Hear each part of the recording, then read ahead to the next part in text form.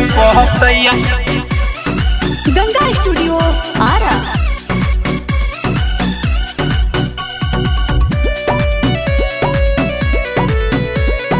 साथवा में बेल के पहतैया। गइले सावन लागे मन भावन झूमेला मामा महुआ कि साथवा में बेल के पहतैया। कि साथवा में बेल के पहतैया। भैया के संगे देखो भाभियो झूमेली केहू ना बोले ई समैया। कि साथवा में बेल के पहतैया। कि साथवा में बेल के पहतैया।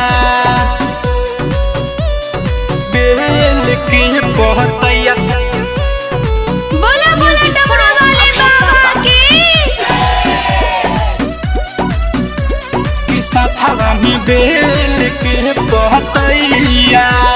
सावन महीना में बन के कंवरिया देव घर हमहू जइबो राम।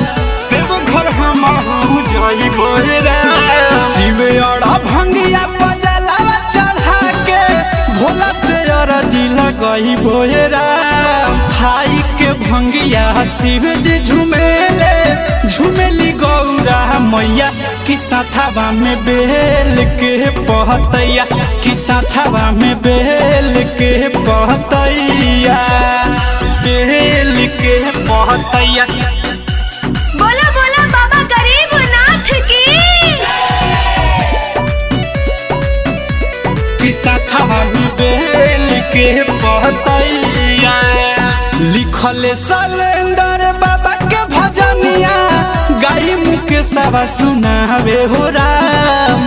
गाई मुके सवा सुनावे हो राम। डीजे लगा के भांग गांजा खा के मस्ती में सबके झुमावे हो राम। पप्पू बिटे से कहत हरमेश बैठ के यही ठैया। कि साथवा में बेल के पहतैया। कि साथवा में बेल के पहतैया।